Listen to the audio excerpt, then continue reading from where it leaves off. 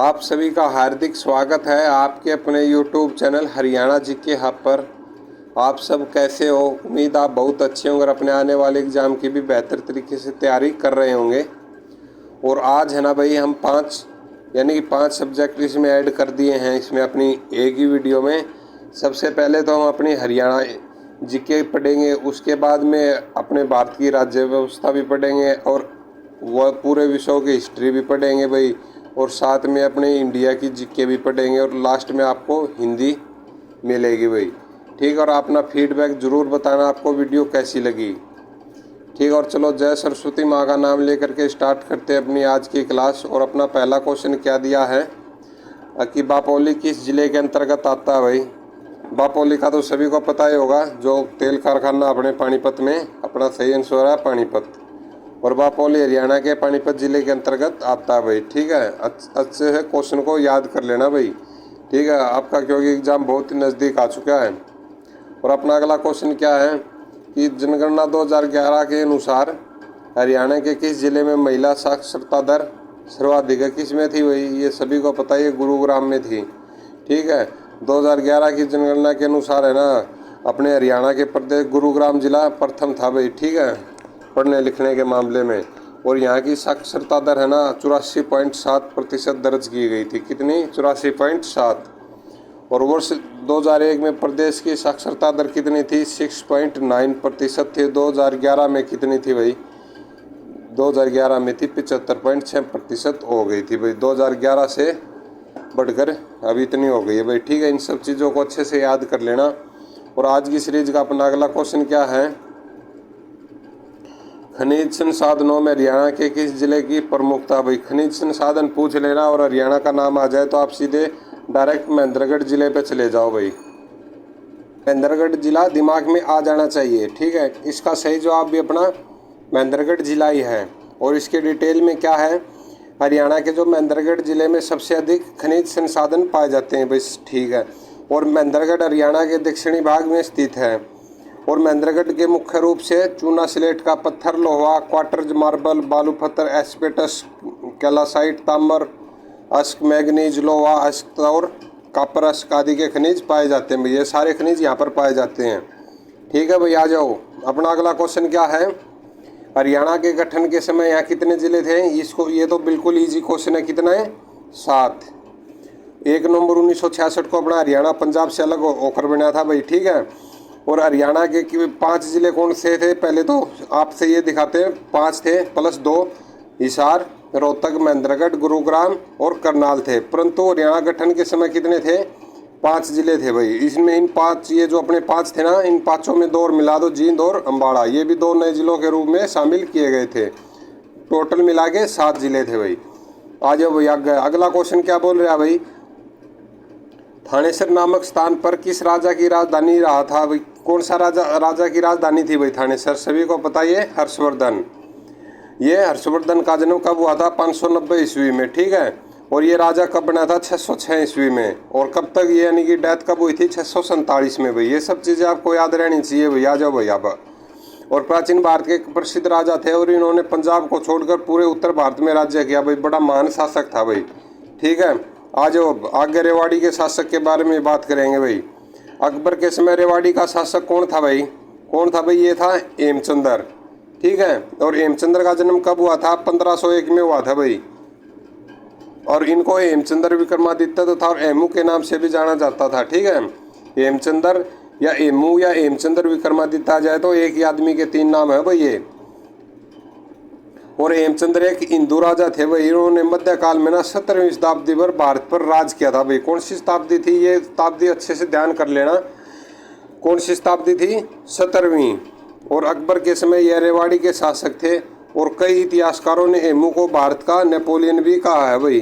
ठीक है, वैसे तो नेपोलियन समुद्रगुप्त को कहा जाता है, लेकिन कई इतिहासकारों ने हेमू को भी भारत का नेपोलियन कहा गया भाई। ठीक है, आ जाओ भाई। अब चंडीगढ़ में ले के चलते हैं भाई आपको सभी को। और चंडीगढ़ का वास्तुकार कौन है भाई? ली कार्बूजियर। किस देश का निवासी था भाई? ये फ्रांस देश का निवासी था भाई। ठीक है, ली कार्बूजियर। और इसमें क्या बताया गया भाई डिटेल में? चंडीगढ़ के जो वास्तुकार थे ली कार्बूजियर फ्रांस के नागरिक थे भाई।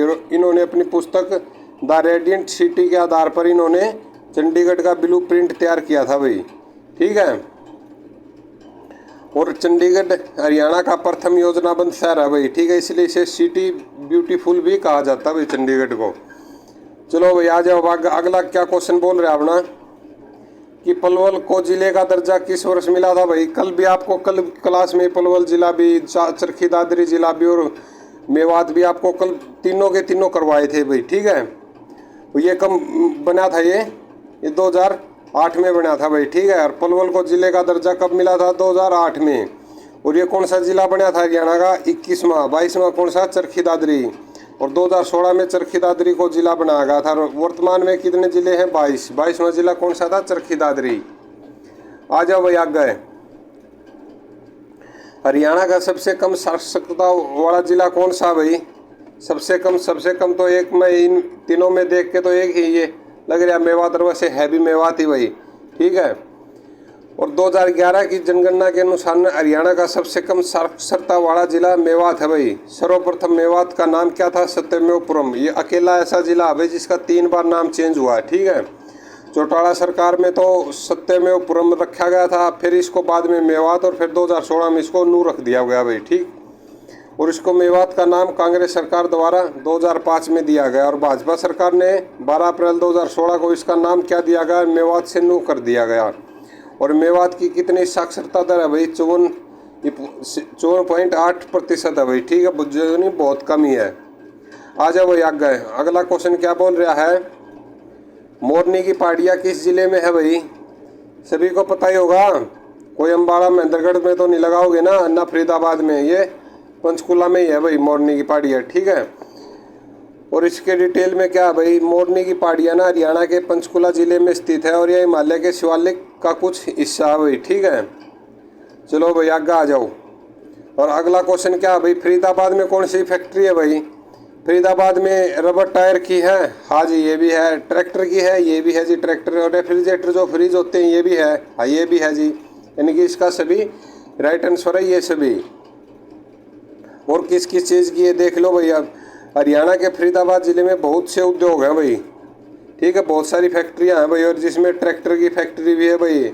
एस्कॉर्ट जो ट्रैक्टर है भाई उसकी भी है, और इसके अलावा ना रेफ्रिजरेटर, रबर टायर, कागज उद्योग, सूती कपड़ा उद्योग, बाटा शूज कंपनी, चमड़ा उद्योग आदि है भाई। ये सब ये ज़्यादा प्रसिद्ध है भाई। ठीक है, फरीदाबाद में। चलो भाई आगे आ जाओ। और बौद्ध काल के अगला क्वेश्चन है अपना, बौद्ध काल के किन महाजनपदों में आधुनिक हरियाणा के क्षेत्र शामिल थे भाई, कौन से थे। यानी कि बौद्ध काल की बात हो रही है यहाँ पे। ठीक है, इनमें से तो भी एक कुरु और पांचाली दिखाई दे रहे भाई, जो ज़्यादातर हमें कंफ्यूज कर सकते थे। और यही अपना राइट आंसर है भाई। कुरु में आधुनिक हरियाणा तथा और दिल्ली का यमुना नदी के पश्चिम वाला अंश शामिल था भाई। ठीक है, और इसकी राजधानी आधुनिक दिल्ली कौन सी थी, इंद्रप्रस्थ। ठीक है, और पांचाल की 2 शाखाएं थी, उत्तर और दक्षिण भाई। ठीक है, आपको समझ आ गया होगा ये क्वेश्चन अच्छे से, कुरु और पांचाल। और अपना अगला क्वेश्चन क्या है, चीनी यात्री एनसांग द्वारा लिखी पुस्तक में हरियाणा के निम्न किस नगर की गरिमा और शक्ति की चर्चा की गई है भाई। किसकी की गई है, ये अपनी की गई है भाई थानेसर की। क्योंकि एनसांग किसके शासनकाल में आया था, ये हर्षवर्धन के शासनकाल में आया था भाई। ठीक है, चीनी यात्री एनसांग द्वारा लिखी पुस्तक कौन सी है, CU की। पुस्तक का क्या नाम है, CU की। पुस्तक में हरियाणा के थानेसर नगर की गरिमा और शक्ति की चर्चा की गई है। और इनका जन्म कब हुआ था भाई, 602 ईस्वी में चीन में हुआ था भाई। ठीक है, किसका, वेनसांग का। और यह 7वीं शताब्दी में भारत आया था भाई। शताब्दी पूछ ले तो आपसे 7वीं। ठीक है, और उसने बुद्ध के जीवन से जुड़े सभी पवित्र स्थलों का बहुत घूमा था भाई। ठीक है, बहुत भ्रमण किया इसने। आगे आ जाओ भाई। और आपको पढ़ाई कैसी, क्लास कैसे लग रही है भाई, अपना फीडबैक ज़रूर बताना, और अपने फ्रेंड्स के पास भी ज़रूर शेयर कर दिया करो भाई। ठीक है, इतनी सी तो हम आपसे बस एक ही रिक्वेस्ट तो करते हैं बस, और पढ़ना तो आपको पड़ेगा ही भाई। ठीक है, बस आपसे ये रिक्वेस्ट है भाई, अपने सभी दोस्तों और अपने ग्रुपों में ना ये वीडियो शेयर कर दो भाई। और अपना अगला क्वेश्चन क्या है भाई, हरियाणा का मैदानी भाग समुद्र तल से कितनी ऊंचाई पर स्थित है भाई। ये तो 700 से 900 फीट है। ठीक है भाई, इसके डिटेल में क्या है, हरियाणा का जो मैदानी भाग है ना, समुद्र तल से 700 से 900 फीट की ऊंचाई पर स्थित है भाई। और यह मैदान अम्बाला हो गया, यमुनानगर हो गया, कुरुक्षेत्र, करनाल, कैथल, जींद, सोनीपत, हिसार के उत्तरी पूर्वी हिस्सों के जिलों में उल्लेखनीय रूप से समतल है भाई। ठीक है, ऐसे ऐसे क्वेश्चन अपने अच्छे से अपनी कॉपी के अंदर लिख लेना, नहीं अपने दिमाग के अंदर छाप लेना भाई, ऐसे क्वेश्चन मिल सकते हैं आपको। अगला क्या दिया है भाई, हरियाणा के किस भाग में शिवालिक पर्वत श्रेणियाँ स्थित है भाई, किस में है? अभी आपको बताई थी, जो उत्तर पंचकुला वाला और जो थोड़ा पूर्व है ये यमुनानगर वाला, इसी एक क्षेत्र में है भाई। ठीक है, यानी कि अपना सही जवाब है उत्तर और पूर्व। हरियाणा के उत्तर पूर्व में पंचकुला जिले में शिवालिक पर्वत श्रेणियाँ स्थित है भाई। बहुत आसान क्वेश्चन था, लेकिन कई बार पजल कर देता अगर आपको सही दिशा का ज्ञान ना हो तो। ठीक है, कोई नहीं, आ जाओ भाई आगे। अगला क्वेश्चन क्या है भाई, मैग्नीज। मैग्नीज यानी कि हरियाणा, मैग्नीज और हरियाणा आ जाए तो मैं पिछली बार बताता, सीधा महेंद्रगढ़ अपने दिमाग में ले आना कि किस जिले में पाया जाता है भाई, अपने महेंद्रगढ़ में पाया जाता है। मैग्नीज हरियाणा के महेंद्रगढ़ जिले में पाया जाता है भाई। ठीक है, इसको अच्छे से याद कर लेना, क्योंकि एग्जामिनर है ना हर बारी रेवाड़ी और महेंद्रगढ़ से 2-3 क्वेश्चन पक्का डालता है एग्जाम में। ठीक है भाई, आ जाओ आगे। आगे क्या है, हरियाणा राज्य की स्थापना निम्न में से किसकी सिफारिश पर की गई थी भाई, किसकी सिफारिश पर की गई थी? सरदार हुकम सिंह की सिफारिश पर भाई हरियाणा राज्य की स्थापना की गई थी। और कब की गई थी? 1 नवंबर 1966 को। और डिटेल में क्या भाई, अपने हरियाणा राज्य की स्थापना सरदार हुकम सिंह की सिफारिश पर की गई थी और हरियाणा राज्य स्थापना 1 नवंबर 1966 को की गई थी भाई। आ जाओ भाई आगे, समझ तो आ रहे हैं ना आपको? अपना अगला क्वेश्चन है भाई, हरियाणा राज्य सरकार ने राज्य वन नीति का स्वरूप किस वर्ष तैयार किया था भाई, किस वर्ष किया था? इसमें से आपको बस ये 2 ही थे जो ज़्यादा पजल कर सकते थे, क्योंकि 2000 से कोई लेना देना है नहीं, 10 का भी कुछ नहीं है, 6 और 3 का था भाई इसमें मैं लफड़ा अपना। लेकिन सही उत्तर अपना 2006। और हरियाणा राज्य सरकार ने ना वन नीति का स्वरूप 2006 में तैयार किया था भैया, ताकि राज्य में वन संसाधनों के विकास को बढ़ावा मिले। और इस नीति में चरणबद्ध तरीके से 20% वन अंशत प्राप्त करने का लक्ष्य रखा गया भाई। ठीक है, और कृषि वानिकी गतिविधियों के द्वारा इस लक्ष्य को प्राप्त किया जा सकता है। ठीक है, 2016 में क्वेश्चन आया हुआ है भाई। और जो ये है ना लाइट कर रखा है ना ये ग्रीन कलर से, इसको अच्छे से देख लिया करो, जो सा ना जहाँ पे ये हाईलाइट किया हुआ मिले ना वो चीज़ बहुत इंपॉर्टेंट है भाई। ठीक है, आगे आ जाओ भाई। आगे क्या है, हरियाणा के किस मंडल में सर्वाधिक जिले हैं भाई? किसमें सबको पता ही होगा, 5 जिले किसमें? रोहतक में है भाई।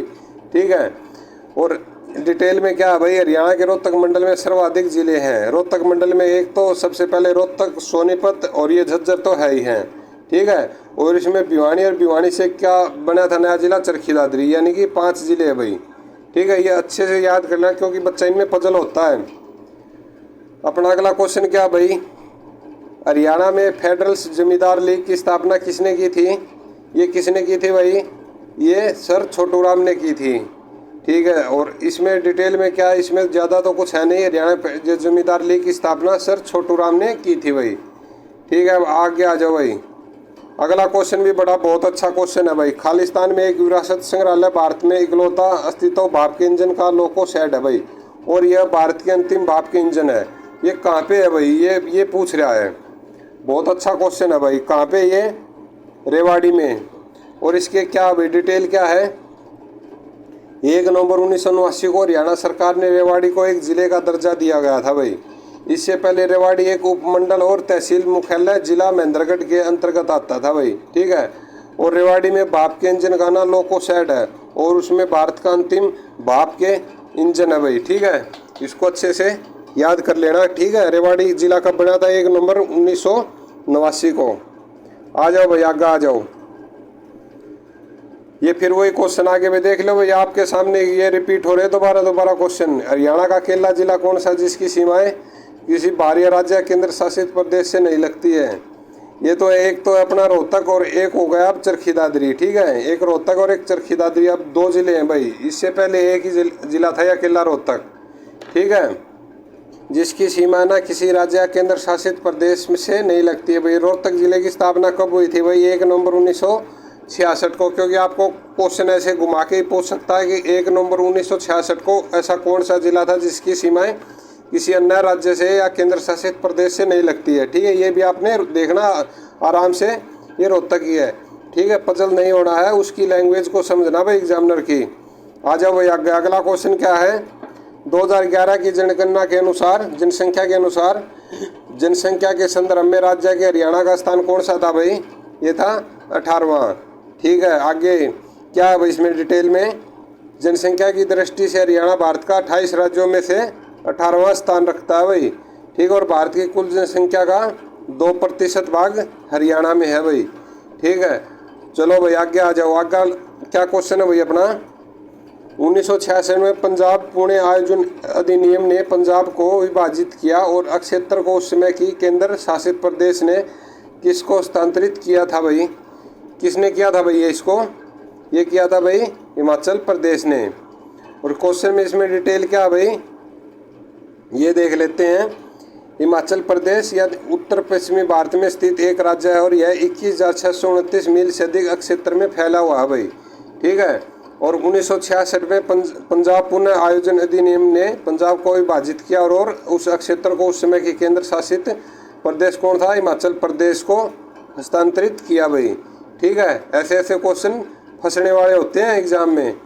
ठीक है, आगे आ जाओ। अपना अगला क्वेश्चन क्या है? भौगोलिक दृष्टि से हरियाणा को कितनी इकाइयों में बांटा गया है भाई? कितनी इकाइयों में बांटा गया है? ये 3 इकाइयों में बांटा गया भाई। चलो इसको भी देख लेते हैं भाई।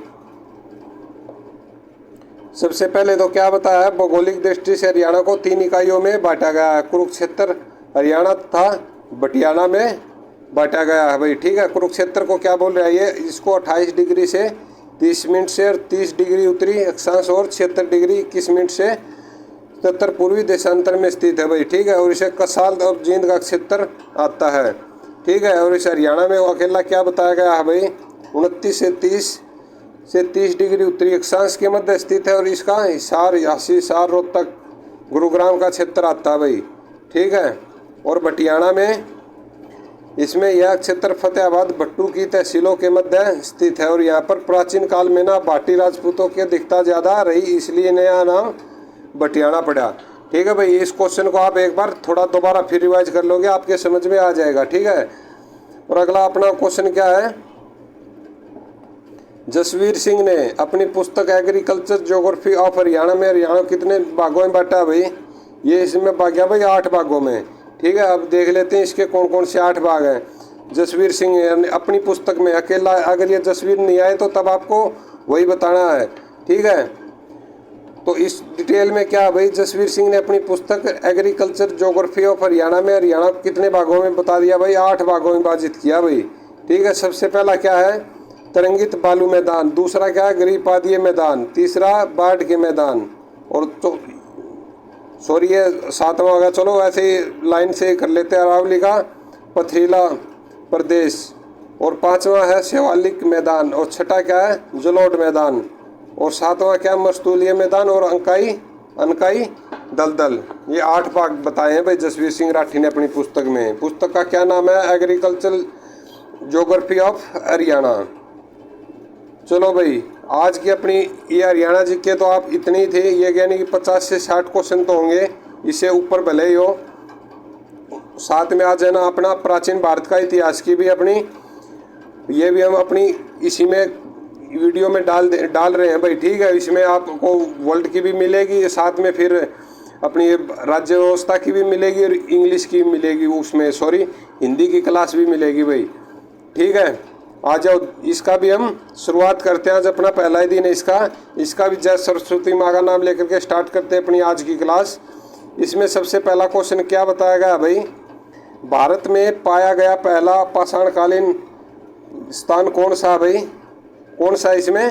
ये है सी ऑप्शन, नदी सोन नदी बेसिन। ठीक है भाई, आगे आ जाओ। और प्रसिद्ध हड़प्पा स्थल लोथल और धोलावीरा खालिस्तान कहाँ पर है भाई? ये है अपने गुजरात में। सभी को पता होगा ना धोलावीरा और लोथल के बारे में, जो पोर्ट भी है एक। और अगला अगला क्या क्वेश्चन है भाई, हड़प्पा सभ्यता से संबंधित राखी गड्ढी किस जिले में है? किस जिले में है भाई? ये देखो इंडिया का तो है ही है, लेकिन अपने देखो हरियाणा का हिसार ये जिला यहाँ पर भी प्रसिद्ध है भाई। ठीक है, तो इसमें क्या बताया गया भाई, राखी गड्ढी है ना हरियाणा के हिसार जिले में सरस्वती और दशदती नदियों के शुष्क क्षेत्र में स्थित एक महत्वपूर्ण ऐतिहासिक स्थान है भाई। ठीक, और राखी गड्ढी सिंधु घाटी सभ्यता का भारतीय क्षेत्र में धोलावीरा के बाद दूसरा विशालतम ऐतिहासिक नगर है भाई। ठीक है, धोलावीरा के बाद में ये राखी गड्ढी वाला। ठीक है, आगे आ जाओ भाई, आगे क्या है, सही सूचियों का मिलान करो भाई, ये जो सही विकल्प का चयन कीजिए भाई। ठीक है, ये बहुत अच्छा होता है भाई, इसमें है ना अगर तो आपको थोड़ा सा भी आइडिया होगा ना तो आप सही क्रैक कर लोगे, नहीं तो है ना पूरा का पूरा पजल हो जाएगा ये। यानी कि इसमें सही सूची राखी गड्ढी कहाँ है, ये राखी गड्ढी में क्या मिला भाई, राखी गड्ढी में रिंगनल, ये क्राउन है या जुटा हुआ खेत है या सबसे बड़ा सिंधु घाटी स्थल है भाई, बताओ इसका क्या होगा। हाँ भाई, इसका पहले का पता है भाई हमने तो, जैसे कि राखी गड्ढी है, राखी गड्ढी में क्या मिला भाई, सबसे बड़ा सिंधु घाटी स्थल है भाई, ठीक है, इस चीज़ का पता है भाई। इसमें अब ये देख लो पहले का तीसरा कौन से ऑप्शन में है भाई। ठीक है, पहले का तीसरा, अब ये देखो ये भी ऑप्शन कट गया और पहले का इसमें दो ये भी कट गया भाई। ठीक है, अपने पास ऑप्शन बचे अब ये दो, ए और बी। अब दूसरा देखो भाई, कुनाल है, रीगल ये क्राउन है, इसका भी मेरे को पता नहीं भाई कहाँ पे है। ठीक है, ये हम छोड़ दें और फिर हम ये देख लेते हैं बनवाली, हाँ भाई ये पता है भाई पक्का। इसमें क्या मिला है, इसमें जुते हुए खेत मिले हैं भाई। अब तीसरे में देख लो दूसरा कहाँ पे है, तो क्योंकि ये भी कट गया और ये ऑप्शन मिल गया भाई, ये अपना करेक्ट है, बी ऑप्शन ठीक है। ठीक है, क्योंकि हमें अब एक या दो का भी पता होना तो उससे भी आप अंदाजा मार के निकाल सकते हो भाई, ये क्वेश्चन बहुत ही आसान होते हैं। ठीक है भाई, आ जाओ, और इसके डिटेल में क्या है, राखी गड्ढी हरियाणा में सिंधु घाटी का सबसे बड़ा स्थल है भाई, जो हरियाणा में स्थित है। ठीक है, और ये घग्गर नदी के ना 27 किलोमीटर की दूरी पर स्थित है भाई। ठीक है, और राखी गड्ढी हरियाणा के हिसार जिले में सरस्वती और दशदती नदियों के शुष्क क्षेत्र में एक महत्वपूर्ण ऐतिहासिक स्थान है भाई।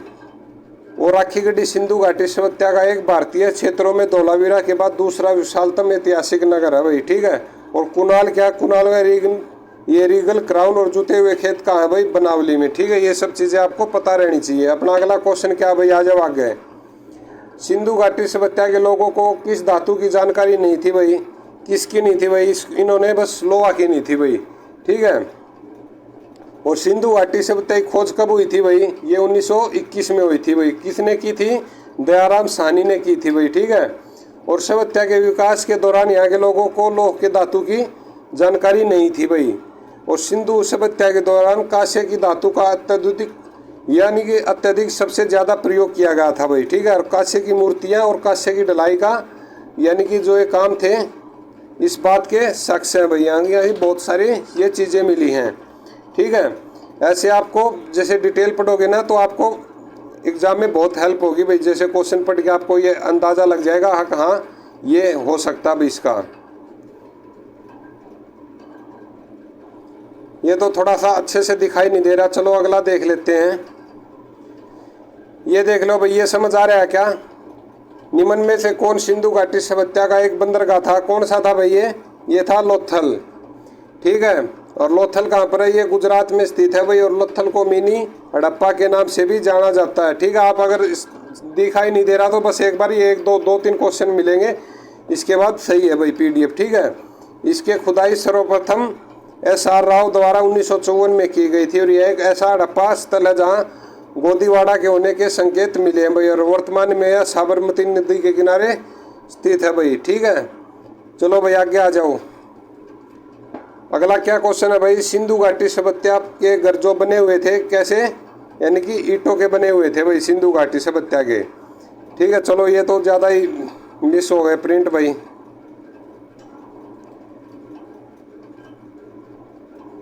चलो इनके थोड़ा सा ना ये डिटेल में आपको यही बता देते हैं। जैसे मोहनजोदड़ो में कौन सी संरचना मिली जो सबसे अधिक महत्वपूर्ण है, कौन सी, ये विशाल, ये स्नानागार। अगर यहाँ पर विशाल अनानागार होता तो सबसे बड़ा आप वो लगाते विशाल अनानागार। ठीक है भाई, आ जाओ अब आगे। चलो भाई आगे सही आ गया, अब आराम से अब ध्यान लगा के पढ़ लो भाई। ठीक है, अपना अगला क्वेश्चन क्या है भाई कि प्रसिद्ध गाना सारे जहां से अच्छा रचा गया किसके द्वारा रचा गया भाई? मोहम्मद इकबाल के द्वारा भाई। ठीक है, इसमें और क्या बताया गया भाई कि सारे जहां से अच्छा प्रसिद्ध गाने के रचयिता कौन है? मोहम्मद इकबाल है भाई। और यह अविभावित भारत के प्रसिद्ध कवि थे। उर्दू और फारसी में भी उनकी शायरी को अत्याधुनिक काल की सर्वश्रेष्ठ शायरी माना जाता है भाई। ठीक है, आपकी अगर वीडियो देखो थोड़ी सी लंबी तो हो जाएगी, लेकिन आपको कंटेंट एक नंबर का मिलेगा, जिसकी में आपके एग्जाम में आपकी बहुत अच्छे से हेल्प होगी भाई। ठीक है, और ऐसी रचनाएं असरसार ए खुदी, रुमूज ए बेखुदी और बंग ए द्वारा, जिसमें देशभक्तपूर्ण तराना यानी सारे जहाँ से अच्छा शामिल है। इसमें इकबाल ए लाहौर कहा जाता है इसको। ठीक है भाई, ऐसे पढ़ के देखो, इसे ऐसे डिटेल से पढ़ के मजा आ जाता है। ठीक है, अगला देखो भाई, अगला क्वेश्चन क्या है भाई? निम्नलिखित में से कौन सा पीस्ट इंडिया एक्ट द्वारा सर्जित है? कौन सा है भाई? अपना ये सही जवाब है नियंत्रण बोर्ड। अपना इसमें क्या है भाई? मेन क्वेश्चन की डिटेल क्या है इसकी? नियंत्रण बोर्ड इंडिया एक्ट द्वारा सर्जित है भाई। और पिट्स इंडिया एक्ट 1973 में आए रेगुलेटिंग एक्ट के 200 को इस एक्ट के द्वारा दूर किया गया था। और राजनीतिक मामलों के लिए एक निकाय नियंत्रण बोर्ड का गठन किया गया था। और इसमें ब्रिटेन के तत्कालिक प्रधानमंत्री कौन थे उस टाइम? पीट द यंगर ने 1784 में संसद में प्रस्ताव किया था भाई। ये सब चीज़ें आपको देखो, ये क्वेश्चन पढ़ने से ही आपको ये पता होती क्या? और इसे पहली बार ब्रिटिश अधिकृत प्रदेश कहा गया भाई। आ जाओ भाई, आ गए। ये क्वेश्चन ने तो ना बिल्कुल ही किसी भी एग्जाम में बैठ जाओ भाई, तहलका मचा देता है ये क्वेश्चन तो। ठीक है, क्वेश्चन क्या है भाई? वास्को डी गामा ने समुद्री मार्ग की खोज की थी। कौन से की थी भाई? ये अपने भारत की थी भाई। ठीक है, और इसमें क्या बताया गया? वास्को डी गामा ना 170 नाविकों और 4 जहाज़ों के एक बेड़े के साथ लिस्बन से निकले थे भाई। ठीक है, सन 1497 में 8 जुलाई को पुर्तगाली नाविक वास्को डी गामा अपने जहाज से रवाना हुए और समुद्र के रास्ते भारत की यात्रा पर पहले यूरोपीय बने भाई। ठीक है, और इन्होंने भारत का पहुंचने का समुद्री मार्ग बताया गया था भाई। ठीक है, और ये कब आए थे? 1498 ईस्वी में आए थे। कहाँ पे उतरे थे? केरल में। और कौन सी बंदरगाह थी? कालीकट बंदरगाह। राजा कौन था? जिमोरिन। ये सब चीज़ें आपको याद रहनी चाहिए फ्रेंड्स। और अपना अगला क्वेश्चन क्या भाई? आ जाओ, आज भाई विश्व इतिहास की भी स्टार्ट कर रहे हैं भाई आज। ठीक है, साथ में आपको विश्व इतिहास भी मिलेगा। बस वो एक पेज था वो मिसप्रिंट हो गया, अच्छे से दिखाई नहीं दे रहा था। आपको कल बहुत अच्छे से ऐसे ही साफ मिलेंगे। जीके इसमें पहला क्वेश्चन क्या दिया गया भाई? ये देख लेना, क्योंकि इसमें 2-3 क्वेश्चन हर बार पूछता है एग्जामिनर। अच्छे ध्यान से देख लेना भाई, अपना ध्यान इधर उधर मत चूकने देना 2-4 सेकंड का भी। आ जाओ भाई, आ गया। इसमें पहला क्वेश्चन है, अगस्टस द्वारा स्थापित किए गए साम्राज्य का प्रथम सम्राट के नाम से पुकारा गया। कौन था भाई? ये था प्रिंसिपेट। और ये इससे डिटेल में क्या है भाई? अगस्टम द्वारा स्थापित किए गए साम्राज्य प्रिंसिपेट के नाम से जाना जाता है। अगस्टम्स ये जो 23 सितंबर 0063 ईसा पूर्व से 19 अगस्त 0014 ईस्वी तक ये रहा भाई। और रोमन साम्राज्य के राजनेता व सैन्य नेता थे भाई। ठीक है, वह रोमन साम्राज्य के पहले सम्राट बने थे। कौन से थे? प्रिंसिपेट। और ये देख लो, ये आया हुआ था भाई 22/9/2019 के कल रख के इसमें एग्जाम में आया हुआ था भाई ये क्वेश्चन। और अगला क्वेश्चन क्या भाई अपना? मेसोपोटामियंस के द्वारा प्रयोग किए जाने वाली प्रारंभिक भाषा कौन सी थी? कौन सी थी भाई? ये थी सुमेरियन। ठीक है, और इसका डिटेल में क्या है भाई? डिटेल में ये मेसोपोटामियंस के द्वारा प्रयोग में लाए जाने वाली प्रारंभिक भाषा कौन सी थी? सुमेरियन। और मेसोपोटामिया की सभ्यता दजला और फरात 2 नदियों के मध्य क्षेत्र में जन्मी, पली और विकसित हुई है भाई।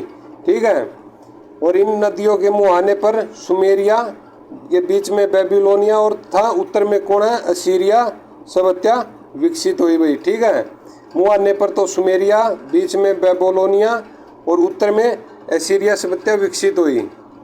ठीक है भाई, अगला क्वेश्चन क्या अपना? ये भी देख लो, 2019 की शिफ्ट में आया हुआ है भाई।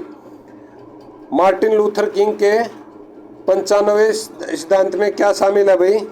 क्या शामिल है? अपना सही ऑप्शन क्या है? ऑप्शन नंबर सी, कि रोमन कैथोलिक चर्च की कई प्रथा और अनुष्ठानों की आलोचना करना।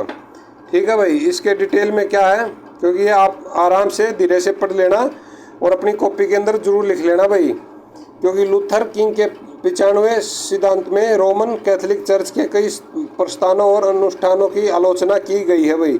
और लूथर किंग ने संयुक्त राज्य अमेरिका में निग्रो समुदाय के प्रति होने वाले भेदभाव के विरुद्ध हिंसात्मक आंदोलन का संचालन किया भाई। ठीक है, और आगे क्या है, 1964 में विश्व शांति के लिए सबसे कम उम्र में नोबेल पुरस्कार प्रदान किया। ठीक है भाई, आगे आ जाओ। शीत युद्ध के कारण निम्नलिखित में से कौन सी संधि हस्ताक्षरित नहीं हुई थी? कौन सी थी भाई? ये थी NAM। ठीक है, NAM क्या होती है वो भी देख लेते हैं अभी। विश्व युद्ध के दौरान नाटो, सीटो और वर्साई आदि संधियां विश्व के अन्य देशों को साथ लेकर समूह बनाने व हथियारों की होड़ से बचने व युद्ध की स्थिति में तनाव से दूर रहने के लिए अमेरिका और सोवियत ये संघ जो रूस था उनके द्वारा की गई थी भाई। ठीक है, ये और गुट निरपेक्षता है भाई, ये NAM है। कौन सी? ये नॉन अलाइड मूवमेंट। गुट निरपेक्षता उन विकासशील व स्वतंत्र देशों का समूह था जो सोवियत व अमेरिका किसी भी गुट में शामिल नहीं होना चाहते थे और तटस्थ यानी कि अपने एक तरफ एक किनारे पे रहना चाहते थे भाई। ठीक है, आ जाओ भाई आगे, क्योंकि देखो फ्रेंड्स, आपको पढ़ना तो पड़ेगा और आपकी देखो उसमें हेल्प हम करेंगे और आपको बस शर्त ये लास्ट तक बने रहो और आराम से अपनी पढ़ते रहो। देखो वीडियो तो थोड़ी लंबी जरूर हो जाएगी, लेकिन आपको कंटेंट एक नंबर का मिलेगा। अपना क्वेश्चन क्या भाई अगला, संयुक्त राष्ट्र के सस्टेनेबल डेवलपमेंट सॉल्यूशन नेटवर्क द्वारा जारी किया गया पहले नंबर पर था फिनलैंड और दूसरे नंबर पर डेनमार्क। ठीक है, और भारत का पिछले वर्ष में 3 पायदान नीचे गिरकर 140 स्थान पर रहा भाई। ठीक है भाई, चलो अगला क्वेश्चन क्या भाई, शीत युद्ध की स्थिति के प्रकोप का सही कारण कौन सा भाई? कौन सा था? ये सही था, राइट ऑप्शन ए अपना, प्रतिद्वंदी शक्तियों के रूप में अमेरिका और सोवियत संघ का उभार। ठीक है भाई, वहाँ भी उस टाइम भी बहुत ही ज़्यादा त्राही मची थी भाई। ठीक है, आ जाओ, इसमें क्या बताया गया भाई, शीत युद्ध है ना, द्वितीय विश्व युद्ध के बाद सोवियत संघ और संयुक्त राज्य अमेरिका के बीच भू राजनीतिक तनाव की अवधि को कहा जाता है भाई। ठीक है, ये देख लो आज कैसे किस तरह से हम आपको, यानी कि आप तो बस ऑनलाइनर से पढ़ते होगे, ये डिटेल ऐसे है भाई। और द्वितीय विश्व युद्ध के बाद है ना, विश्व 2 महाशक्तियों सोवियत संघ और संयुक्त राज्य अमेरिका के वर्षों वाले 2 व्यक्ति समूहों में विभाजित हो गया। और यह पूंजीवादी संयुक्त राज्य अमेरिका और साम्यवादी कौन सा था? सोवियत संघ के बीच वैचारिक युद्ध था भाई, जिसमें दोनों महाशक्तियां अपने अपने समूह के देशों के साथ संलग्न थी भाई। ठीक है, चलो भाई आज आगे क्या है, कल हमने जो अपने भारत की राज्य व्यवस्था थी उससे आगे का चैप्टर क्या है भाई, भारत की प्रस्तावना और संविधान की प्रकृति, ये पढ़ेंगे भाई। और इसमें सबसे पहला क्वेश्चन क्या है, प्रस्तावना में न्याय सामाजिक आर्थिक और राजनीतिक, यानी न्याय कैसा, सामाजिक आर्थिक और राजनीतिक का आदर्श किस देश के संविधान से लिया गया है? किस देश से लिया गया भाई? ये सोवियत संघ, जो हम अभी पढ़ रहे थे, अमेरिका और सोवियत संघ वाला। और इसमें क्या बताया गया भाई, प्रस्तावना में न न्याय सामाजिक हो या आर्थिक हो या राजनीतिक हो का आदर्श सोवियत संघ से लिया गया है और इसके अतिरिक्त मौलिक कर्तव्यों का प्रावधान मूल कर्तव्यों को भी सोवियत संघ के संविधान से लिया गया है। और सोवियत संघ का विघटन वर्ष 1991 में हो गया था। ठीक है भाई, और उसके बाद वर्तमान में क्या बोलते हैं, रूस। उस टाइम क्या बोलते थे, सोवियत संघ के सबसे बड़े देश के रूप में स्थापित है भाई। ठीक है, वैसे भी सबसे बड़ा देश कौन सा है क्षेत्रफल के हिसाब से? रूस ही है। और अपना अगला क्वेश्चन क्या है भाई, अगला भाई अपने भारतीय संविधान के संशोधन द्वारा प्रस्तावना में 2 शब्द समाजवादी और धर्मनिरपेक्ष जोड़े गए थे, ये कौन से थे भाई बताओ? इसका सही क्या है ऑप्शन? ये 42वां संविधान संशोधन जो 1976 में हुआ था भाई। ठीक है, 42वें संविधान संशोधन अधिनियम 1976 के द्वारा इसको समाजवादी, पंथ निरपेक्ष और राष्ट्र की अखंडता शब्द जोड़े गए और संविधान की प्रस्तावना को संविधान की कुंजी कहा जाता है भाई। ठीक है, और क्या है, प्रस्तावना के अनुसार है ना, संविधान के अधीन समस्त शक्तियों का केंद्रीय बिंदु और स्रोत भारत के ही लोग हैं भाई। ठीक है, ये आराम से अपने आराम से देखते रहना, पढ़ते रहना भाई। ठीक है, और अपना अगला क्वेश्चन क्या है भाई, वित्त आयोग। ये वित्त आयोग क्या है भाई अपना, सही है, केंद्र और राज्यों के बीच है ना जो संसाधनों के बंटवारे पर निर्णय लेता है भाई, कौन, वित्त आयोग। सही ऑप्शन क्या है, डी। और इसकी डिटेल में क्या है भाई, भारतीय वित्त आयोग केंद्र और राज्यों के बीच संसाधनों के बंटवारे पर निर्णय लेता है भाई, ठीक है। और वित्त आयोग की स्थापना का उद्देश्य है भारतीय सरकार और राज्य सरकार के बीच संबंधों का परिभाषित करना था भाई, ठीक है। हाँ ये पता भाई, मेरे को भी क्लास थोड़ी लंबी हो जाएगी भाई, लेकिन आपको बोर नहीं होना है भाई अपने आप, क्योंकि एग्ज़ाम का टाइम है ना बहुत नज़दीक आ चुका है, ठीक है। इसलिए अपने अब तो दिन रात बस पढ़ते रहो भाई, जहाँ से भी ज्ञान मिले वहीं से लो, ठीक है। आ जाओ भाई आगे। अगला क्वेश्चन क्या अपना, भारतीय संविधान को संविधान सभा ने कब पास किया गया था भाई, ये 26 नवंबर 1949 को पास किया गया था। और डिटेल में क्या है भाई, भारतीय संविधान को संविधान सभा ने 26 नवंबर 1949 को पास किया था और 26 जनवरी 1950 को ये लागू हो गया था भाई। और भीमराव अम्बेडकर का इसमें अहम रोल था भाई, ठीक है। भारतीय संविधान का निर्माता भी कहा जाता भाई भीमराव अम्बेडकर को। और 26 नवंबर को भारत के संविधान के रूप में घोषित किया गया अब, और अब हम मनाते भी हैं 26 नवंबर को ही, जबकि 26 जनवरी का दिन भारत में गणतंत्र दिवस के रूप में मनाया जाता है भाई, ठीक है। और भारत का संविधान विश्व की किसी भी गणतांत्रिक देश का सबसे लंबा लिखित संविधान है भाई, भारत का जो संविधान है सबसे लंबा लिखित संविधान है भाई। आ जाओ भाई आगे। अगला क्वेश्चन क्या बोल रहा है भाई अपना, खालिस्तान को भारत के संविधान का वास्तुकार माना जाता, किसे माना जाता भाई, ये अपने ये भीमराव अम्बेडकर को ही माना जाता है। अगला इसमें डिटेल में क्या है, भीमराव अम्बेडकर को भारत संविधान का निर्माता कहा जाता है, उन्होंने ड्राफ्टिंग कमेटी की अध्यक्षता की थी। ये भी क्वेश्चन कई बार पूछा जाता है, ड्राफ्टिंग कमेटी के अध्यक्ष कौन थे, भीमराव अम्बेडकर, और उसी समिति ने संविधान की रचना की थी भाई। और यह एक लोकप्रिय भारतीय अर्थशास्त्री, राजनीतिज्ञ और समाज सुधारक थे। और ये 30 सितंबर 1956 को अम्बेडकर ने अनुसूचित जाति महासंघ को समाप्त करके रिपब्लिक्स पार्टी ऑफ इंडिया की घोषणा की थी भाई, ठीक है भाई। आगे आ जाओ। अगला अपना क्या क्वेश्चन है भाई, धर्मनिरपेक्ष और समाजवादी शब्दों को भारतीय संविधान के संशोधन करके किस प्रस्तावना के अंतर्गत जोड़ा गया था भाई। यह अब क्वेश्चन देख लो अब की बार किस तरह घुमा दिया, पिछली बार ये 5-6 क्वेश्चन पहले पढ़ा था हमने, वो किस तरह से घुमा दिया था इसने। अपना सही जवाब तो ये 42वां संविधान संशोधन ही है, ठीक है। और उसमें डिटेल में क्या है, धर्मनिरपेक्ष और समाजवादी शब्दों को भारतीय संविधान के संशोधन 42वें में प्रस्ताव के अंतर्गत जोड़ा गया था। और 42वें संविधान संशोधन की प्रस्तावना में समाजवादी, पंथ निरपेक्ष और अखंडता 3 नए शब्दों को जोड़ा गया था। कौन कौन से थे, समाजवादी, पंथ निरपेक्ष और अखंडता। और 42वें संशोधन को श्रवण सिंह समिति की सिफारिशों के तहत बनाया गया था भाई। ये 42वां जो संविधान संशोधन है ना, ये देख लो बस, श्रवण सिंह समिति। ये क्वेश्चन भी कई बार पूछा गया भाई, ठीक है। वैसे बहुत ही टफ क्वेश्चनों में से ये भी, और इसे लघु संविधान के रूप में भी जाना जाता है भाई, कौन से 42वें संविधान संशोधन को। अगला क्वेश्चन क्या भाई अपना, प्रांतीय संविधान समिति के अध्यक्ष कौन थे, प्रांतीय संविधान समिति ये थे सरदार वल्लभ भाई पटेल। जो प्रांतों को इकट्ठा करने का काम किसने किया था, सरदार वल्लभ भाई पटेल ने।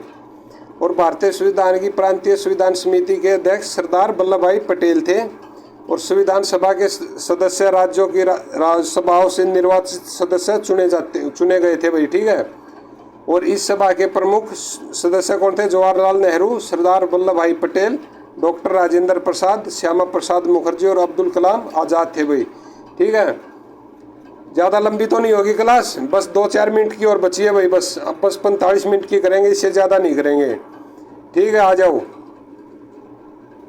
स्वतंत्रता, समानता और भातृत्व पद किसके द्वारा प्रकाश में आए थे, किसके में आए थे भाई, ये फ्रांसीसी क्रांति के उसमें ये तीनों लिए गए। और फ्रांस की क्रांति कब हुई थी, 1779 से 99 के बीच में हुई थी भाई, ठीक है। आगे आ जाओ।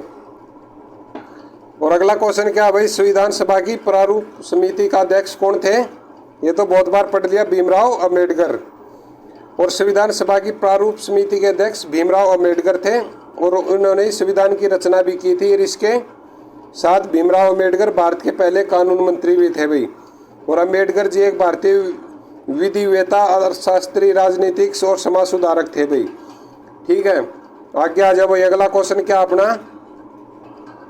खालिस्तान को भारत के संविधान का वास्तुकार माना जाता है।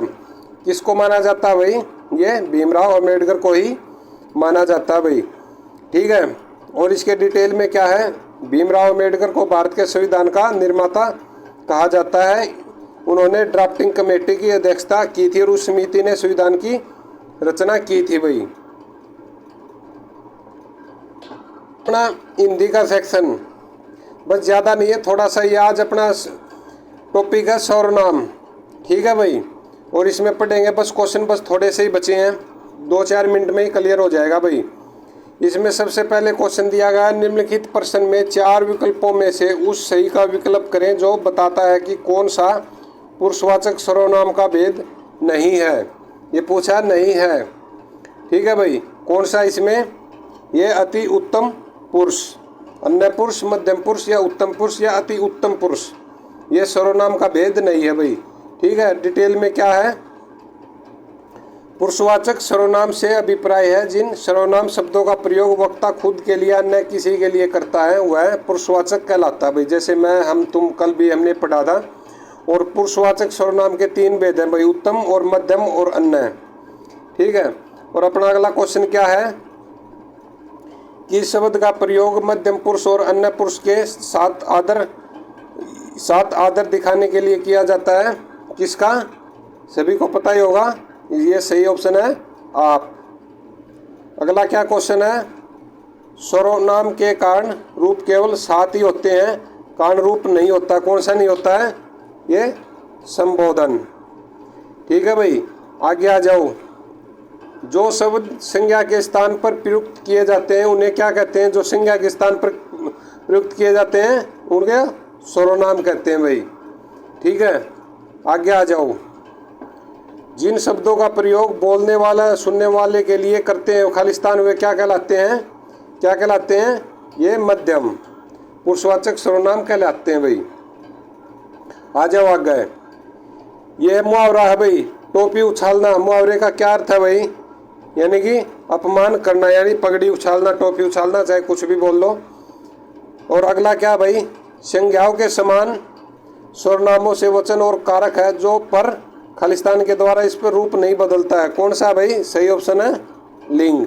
लिंग के कारण इसका रूप नहीं बदलता भाई। ठीक है, विशेषण आज ही पढ़े या कल पढ़े भाई? चलो कल पढ़ लेंगे भाई ये विशेषण का, क्योंकि आज सर्वनाम का ये बस 7-8 क्वेश्चन थे जो ज़्यादा पूछे जाते हैं, बस वही थे। चलो भाई कल की वीडियो में आपको मिलते हैं, तब तक अपना ख्याल रखना भाई, स्वास्थ्य का अच्छे रहना, स्वस्थ रहना और अपनी पढ़ाई को निरंतर जारी रखना भाई। ठीक है, जय हिंद, जय भारत।